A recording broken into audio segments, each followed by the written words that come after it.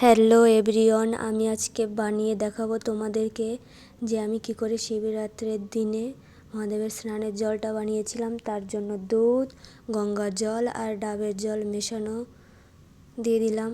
তারপর 2 চামচ চিনি দিলাম, একটু ঘি দেব। ঘিয়ের পর আমি বলো তো কী দেব মধু।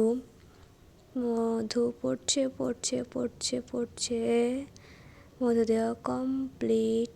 তারপর আমি বলো তো কী দেবো দেব হচ্ছে কালো তিল দিয়ে একটু নাড়াচাড়া করে রাখার পর তারপর আমি দই দিয়ে দেব। আমার ছোট চামচ ছিল যার জন্য চামচটা পড়ে গিয়েছে জলের ভিতর, যে কোনো ব্যাপার না। তারপর আমি একটু কর্পূর দেব।